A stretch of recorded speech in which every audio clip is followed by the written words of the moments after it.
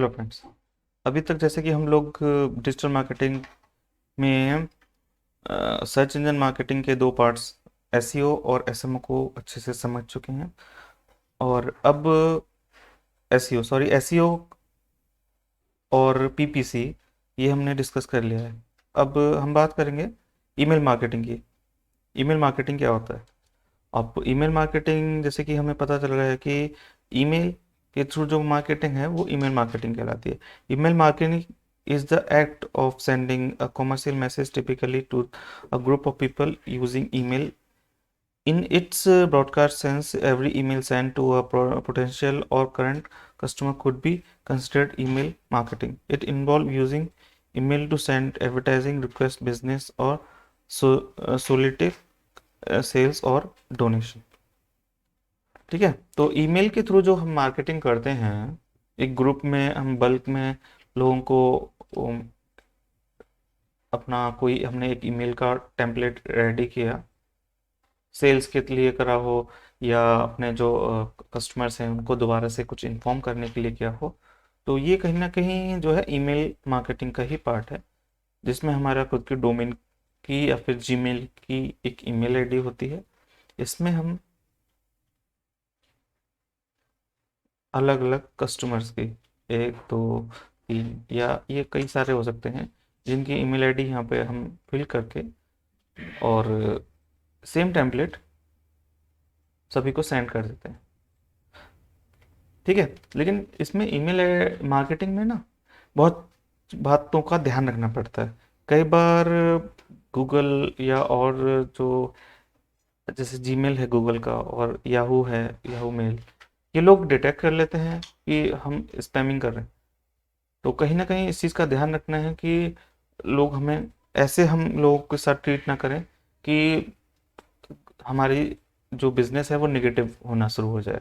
तो email marketing का बहुत अच्छा फ़ायदा जा सकता है, लेकिन इसको बहुत ही कायदे से और सही से यूज़ करा जाए कि अगर हम इंफॉर्मेशन सेंड कर रहे हैं किसी को अपने बिजनेस के बारे में, तो हमेशा केवल सेल्स से रिलेटेड ही नहीं होना चाहिए। अगर हम सेल्स सेल्स सेल्स ही चिल्लाते रहेंगे तो जो भी हमारे कस्टमर्स हैं वो इरिटेट हो जाएंगे और वो फिर बात वही है, स्पैमिंग में हम जाएंगे। तो हमें उनको डिफरेंट डिफरेंट टाइप के, बर्थडे है तो बर्थडे विश कर दिया, सेल्स का भी कर दिया, बीच में कुछ और कर दिया कि हाँ ये है, कुछ इन्फॉर्मेशन दे दी, कुछ और दे दिया, कुछ न्यूज़ बता दी। तो चीज़ों को बदल बदल के कस्टमर को देते रहेंगे और कुछ ऑब्जर्वेशन करेंगे कि कस्टमर आज की डेट में क्या चाह रहा है। तो उससे रिलेटेड कुछ सोशल मैसेज कर दिया या कुछ भी कर दिया तो कस्टमर हैप्पी रहेगा और उसके वापस हमारे पास आने के चांसेस बने रहेंगे। लेकिन हम उसको इरिटेट करेंगे तो ईमेल मार्केटिंग का कोई फ़ायदा नहीं है। आजकल जो ईमेल मार्केटिंग करते हैं उनका कहना यह है कि ईमेल मार्केटिंग का वो रिस्पॉन्स नहीं आता है अब जो पहले आया करता था, लेकिन ये बिल्कुल गलत है। अगर हम कायदे से और सही से यूज़ करेंगे तो ईमेल मार्केटिंग बहुत ही कॉस्ट इफेक्टिव है और इससे आउटपुट आज भी लोगों ने $1 खर्च करके $42 तक का बिजनेस किया है। ईमेल मार्केटिंग पे इतना खर्च करके इतना आउटपुट निकला है आज भी। तो कहीं ना कहीं ये बहुत ही आज भी इसको बहुत ही रिस्पॉन्सिव मान सकते हैं। ईमेल मार्केटिंग का बहुत बड़ा रोल है, ये बहुत बड़ा पार्ट नहीं है ईमेल मार्केटिंग, और ख़ासकर बेसिक लेवल पर तो इसमें कुछ खास नहीं है। लेकिन हाँ, इसको अगर प्रॉपर टेम्पलेट क्रिएट करके उसमें टेक्स्ट जो हम यूज़ कर रहे हैं वो अच्छा यूज़ कर रहे हैं, हमेशा सेल्स ना यूज़ करके सारी चीज़ें मिक्स करके यूज़ कर रहे हैं, तो इसका बहुत ज़्यादा इफेक्ट पड़ता है। ठीक है, नेक्स्ट हम बात करते हैं कंटेंट मार्केटिंग की। कंटेंट मार्केटिंग क्या होता है? कंटेंट, तो कंटेंट जैसे कि मैंने बताया, कंटेंट क्या होता है? कंटेंट एक टेक्स्ट भी हो सकता है, एक इमेज भी हो सकती है, एक वीडियो भी हो सकता है। ठीक है ना? तो और इन तीनों का कॉम्बिनेशन भी हो सकता है। यही एक कंटेंट मार्केटिंग का पार्ट है कि किसी को भी टेक्स्ट के थ्रू, इमेज के थ्रू या वीडियो के थ्रू अपनी इंफॉर्मेशन उस तक पहुंचा देना कस्टमर तक, एक कंटेंट मार्केटिंग कहलाता है। यानी कि फेसबुक पर हम पोस्ट करते हैं, है ना? फेसबुक पर पोस्ट करना भी कहीं ना कहीं एक कंटेंट मार्केटिंग का ही पार्ट है। इसको हम टेक्स्ट, वीडियो या इमेज के फॉर्मेट में करते हैं। What is content marketing? Content marketing is the strategic marketing approach of creating a distributing valuable, relevant and consistent content to attract and acquire a clear defined audience। ठीक है ना। तो यहाँ पर वही है कि हमने सबसे पहले एक प्रॉपर किसी जो भी हमारा बिजनेस है उससे रिलेटेड एक पेज बनाया या एक ग्रुप बनाया, और उस ग्रुप में केवल और केवल उसी प्रोडक्ट या सर्विस से रिलेटेड ही कंटेंट हमने उसमें रखा, और टाइम टू टाइम उसे पोस्ट करते रहे। लोग उसे ज्वाइन करेंगे तो उससे रिलेवेंट डेटा उनके पास पहुंचता रहेगा, वहीं से ऑटोमेटिक हमें बायर्स और जो भी हमारी रिक्वायरमेंट्स है वो पूरी होती रहेंगी। तो ये कंटेंट मार्केटिंग है। और कंटेंट यही नहीं है, हम न्यूज़पेपर में भी दे रहे हैं तो वो एक तरह से कंटेंट है लोगों तक पहुंचाने का। तो कंटेंट मार्केटिंग बहुत बड़ी चीज़ है, लेकिन एज ए बिगिनर इतना ही आपको समझ में आ गया होगा कि कंटेंट असल में होता क्या है, कंटेंट मार्केटिंग कैसे की जाती है। फिर है एफिलिएट मार्केटिंग। ठीक है। अब एफिलिएट मार्केटिंग क्या होता है? Affiliate marketing is the process by which N affiliate earn a commission for marketing another persons और कंपनीज प्रोडक्ट। यानी कि किसी कंपनी और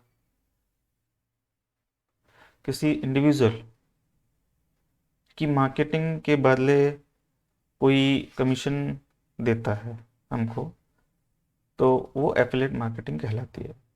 हमने, हमारी कंपनी है, हमने कहा किसी से, कोई भी अदर पर्सन है कि जाओ हमारे प्रोडक्ट की मार्केटिंग करो, और आपको इस मार्केटिंग के बदले जो भी सेल्स होंगी उसमें कुछ परसेंट, 2% से 10% या और भी 25% तक का कमीशन आपको मिल जाएगा। तो ये जो कहलाता है ये एफिलिएट मार्केटिंग कहलाती है। ठीक है ना। The affiliate simply search for a product they enjoy, then promote the product and earns a piece of the profit from such sales they make। ठीक है ना। ये हुआ, इजीली कह सकते हैं कि हमने बीच में कुछ कमीशन दे दिया जो प्रमोटर्स हैं हमारे। हमारा कोई प्रोडक्ट है, हमने कुछ प्रमोटर्स से कहा कि आप इस प्रोडक्ट को सेल कराओ, और इस सेल कराने पर कुछ कमीशन हम आपको देंगे। अमेज़ॉन का, फ्लिपकार्ट का, ईवे का और भी बहुत सारे वेबसाइट्स हैं जो ये इस टाइप के प्रोग्राम इन लोगों ने लॉन्च कर रखे हैं। अच्छा, बात करते हैं कि क्यों एफिलिएट मार्केटिंग की ज़रूरत है। Affiliate marketing offer and flexible approach as well as a cost effective method to promote your brand and generate new leads. It's also lessen the amount of money based on advertisement। ठीक है। तो यहाँ कहा जाए तो advertisement करते हैं तो इसमें प्लस माइनस दोनों रहता है, लेकिन एफिलिएट मार्केटिंग का सीन ये है कि हम जो कमीशन शेयर कर रहे हैं वो तभी शेयर कर रहे हैं जब हमारी लीड जो है सक्सेसफुल रहती है तब। यानी कि कमीशन जो प्रमोटर है हम उसको तभी देते हैं जब हमारी लीड सक्सेसफुली कंप्लीट हो जाती है, यानी कि यहाँ वेस्टेज नहीं है। यहाँ कुछ कंपनीज हैं जो जैसे मैंने बताया, eBay, Flipkart, Amazon and other well known e commerce app affiliate programs, ये अपने एफिलिएट प्रोग्राम चलाते रहते हैं। तो एफिलिएट में हम बहुत अच्छा अर्न कर सकते हैं। बहुत सारे लोगों ने केवल और केवल एफिलिएट मार्केटिंग को भी अपना करियर की तरह चूज़ किया है और वो बहुत ही अच्छा यहाँ से अर्न कर रहे हैं। How does affiliate marketing works? अब इसमें हम समझेंगे कि एफिलिएट मार्केटिंग पर काम आखिर में होता कैसे। तो find and join affiliate program, जैसे कि मैंने अभी कंपनीज के कुछ नाम बताए ये जो एफिलिएट प्रोग्राम अपने चलाते हैं। अब वो भी चला रहे हैं तो एज अगर हम एक बिजनेसमैन हैं तो हम भी चला सकते हैं।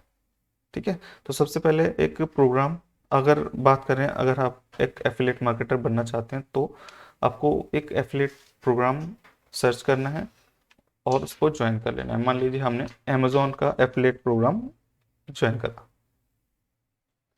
अब सेकंड इसमें हमने सारा अपनी प्रोफाइल बना ली, आईडी बना ली, बैंक ट्रांजैक्शन के लिए सारा सेटअप कर दिया। उसके बाद क्या, choose what offer to promote. अब इसमें सारे प्रोडक्ट्स जो अमेजोन पे सेल हो रहे हैं वो आपके डिस्प्ले होने लगेंगे। अब उसमें से आपको सर्च करना है, सबका कमीशन भी दिया हुआ कि ये प्रोडक्ट करने पर आपको इतना कमीशन मिलेगा, इस प्रोडक्ट को प्रमोट करने पर इतना मिलेगा, और जैसे ही वो प्रोडक्ट आपके थ्रू, आप के थ्रू जो सेल होगा उसमें आपको कमीशन मिल जाएगा। ठीक है। फिर होता है obtain a unique affiliate link for each offer. अब जैसे कोई भी प्रोडक्ट आपने सेलेक्ट करा तो उसका एक लिंक होगा, वही लिंक आपको शेयर करना है सब जगह। जितना ज़्यादा आप शेयर करोगे उसमें से जो भी सेल्स होंगी इसी पे ही आपको कमीशन मिलने वाला है। जैसे उस लिंक पे क्लिक करेगा, भले ही वो अमेज़ोन पे जाने के बाद वो कुछ भी प्रोडक्ट सर्च करता है, तो जो प्रोडक्ट उनने खरीदा कस्टमर ने, उसका कमीशन हमारे पास आ जाएगा। Share those links to your blog, social media platform और वेबसाइट। ठीक है ना। तो ये जो लिंक है उसको, लिंक को हमने सोशल मीडिया, ब्लॉग, व्हाट्सएप, हर जगह हम कहीं भी उसको शेयर कर सकते हैं और लोगों को अवेयर कर सकते हैं। ठीक है। Collect the commission any time, sometime use your links to make a purchase. हम कई बार क्या होता है, जो पैसे आते हैं वो उसके थ्रू हम परचेजिंग भी कर सकते हैं। ठीक है। और उसको बैंक में भी ट्रांसफ़र कर सकते हैं। तो अलग अलग प्रोग्राम्स हैं, सब चलते रहते हैं। कई बार अमेज़ॉन या और कई सारे प्लेटफॉर्म होते हैं, वो क्या कहते हैं कि आप पैसे मत लो, और इसके बदले हम आपको कोई भी प्रोडक्ट आप हमारे से खरीदते हो तो उस पर फ्लैट कुछ भी कोई पर्टिकुलर परसेंटेज पर हम ऑफ दे देंगे। तो ये भी होता है। तो ये एक तरह से एफिलिएट मार्केटिंग कैसे काम करती है वो था। अब करते हैं इन्फ्लुएंसर मार्केटिंग की बात। Influencer marketing is a form of social media marketing involve endorsements and product placement from influencers, people and organization who have a expert level of knowledge और social influence in their field। जैसा मैंने बताया कि influencer का मतलब क्या है, कि जो लोगों को इन्फ्लुएंस कर सके, यानी कि उसकी फॉलोइंग इतनी ज़्यादा हो कि उसको लोग सुनते हों, एक सेलिब्रिटी, या जिसने सोशल मीडिया पे बहुत ही अच्छी अपनी पकड़ बना रखी हो, उनके थ्रू जो मार्केटिंग होती है वो कहीं ना कहीं इन्फ्लुएंसर मार्केटिंग कहलाती है। अब इसमें हम बताते हैं कि इसके फायदे क्या हैं। अब मान लीजिए हमने लिया और विराट कोहली को, विराट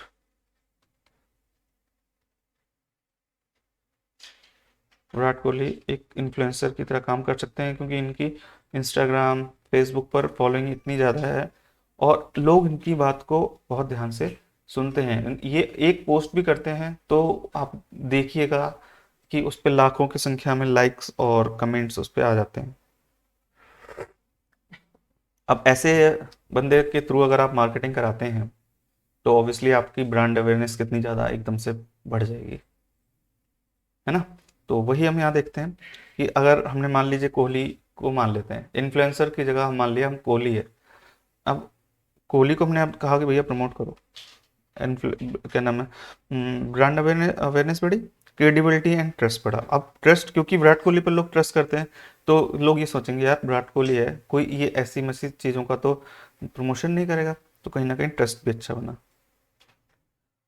इन रीच कंटेंट स्ट्रेटजी, हमारे जो कंटेंट होता है, कंटेंट भी कहीं ना कहीं स्ट्रांग बनता है कि हाँ भाई अगला इतना अच्छा बंदा के थ्रू हम मार्केटिंग करा रहे हैं, तो वो चीज़ हम अपने कंटेंट में मेंशन कर सकते हैं। तो एक तरह से कंटेंट को भी बढ़ाता है। Win win partnership, win win partnership means हमने जिसको प्रमोशन के लिए कहा उसका भी फ़ायदा और हमारा भी फ़ायदा, इसे हम कहते हैं विन विन कंडीशन। ठीक है। जो भी पार्टनर है वो दोनों ही की ही जीत है, कि आपको इसके बदले पैसा मिल रहा है, इसके बदले हमें प्रमोशन मिल रहा है। ठीक है। बूस्ट एसईओ एंड आरओआई, इसमें एसईओ भी बढ़ेगा और आरओआई बढ़ेगा। क्यों? क्योंकि एक ऐसे बंदे के पास हम गए हैं जिसका रीच इतना ज़्यादा है। अगर उस रीच को हम किसी कंटेंट में यूज़ करते हैं, उसका प्रॉपर एसईओ करते हैं, तो ऑब्वियसली आरओआई अपने आप ही बढ़ जाएगा। अब ड्राइव परचेज डिसीजन, परचेजिंग बढ़ेगी, इंक्रीज सेल्स, सेल्स भी आपकी इम्प्रूव होगी। ऑब्वियसली जब रीच बढ़ेगी और लोगों का ट्रस्ट बढ़ेगा, अवेयर लोगों में हमारे ब्रांड के प्रति अवेयरनेस बढ़ेगी, तो सेल्स ऑटोमेटिकली बढ़ जाएगी। कॉस्ट इफेक्टिव होगा और टाइम सेविंग होगा, और अनलिमिटेड शेयरिंग पोटेंशियल। जितना बड़ा सेलिब्रिटी, जितना बड़ा इन्फ्लुएंसर, उतने चांसेस हैं उस चीज़ के शेयर होने के।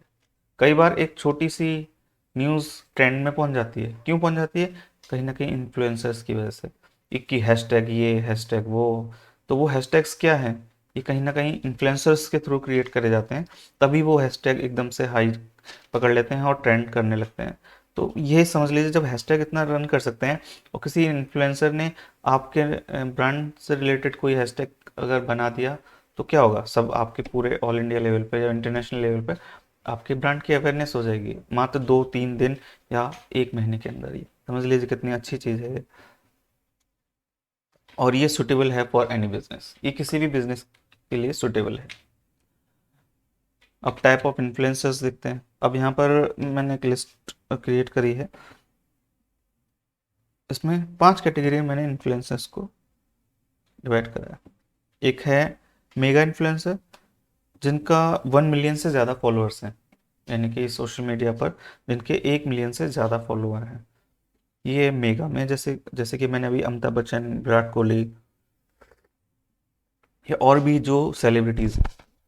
माइक्रो इन्फ्लुएंसर, मैक्रो, इसमें 500K से 1 मिलियन तक फॉलोअर्स जो हैं वो इसमें आते हैं। मिड टीयर इन्फ्लुएंसर, जिसके 50K से लेकर 500K के बीच में फॉलोअर हैं, वो हैं माइक्रो इन्फ्लुएंसर, जिनके 10K से 50K तक के फॉलोअर्स हैं। और आखिरी में नैनो इन्फ्लुएंसर, जिनके 1K से लेकर 10K फॉलोअर्स हैं। तो समझ में आया होगा कि इस लेवल में कैसे, किस हिसाब से रखा गया है, क्योंकि जितना कम फॉलोअर्स होंगे उसकी रीच उतनी ही कम होगी, और जितने ज़्यादा फॉलोअर्स हैं उनकी रीच उतनी ही ज़्यादा होंगी। अब उसी हिसाब से मार्केट की कैप भी है। आप किसी नैनो इन्फ्लुएंसर से कुछ मार्केट कराते हैं तो उसके शेयर के और हमारा जो फ़ायदा हो सकता है उतना नहीं होगा जितना कि एक मेगा इन्फ्लुएंसर से होगा। लेकिन कहीं ना कहीं फिर बात आती है कॉस्ट इफेक्टिवनेस की। ये कॉस्ट में कम होगा। आप यहाँ पर एक बंदे को हायर करोगे, यहाँ पे अगर आप उतने में 10 लोगों को हायर कर सकते हो। ठीक है ना। तो ये चीज़ है। नैनो इन्फ्लुएंसर्स हैं कि जिनके फॉलोअर्स ही कम है, तो जितने फॉलोअर्स हैं मैक्सिमम टू मैक्सिमम उतने लोगों तक ही आपकी रीच पहुंच सकती है। ठीक है ना। तो इसी हिसाब से कैटेगराइज किया गया है। और यहीं अपना ये इन्फ्लुएंसर मार्केटिंग भी कंप्लीट होता है। नेक्स्ट क्लास में हम सोशल मीडिया मार्केटिंग के बारे में डिस्कस करेंगे, और तब तक जुड़े रहिए। बहुत ही जल्दी हम लेंगे। नमस्कार, जय हिंद।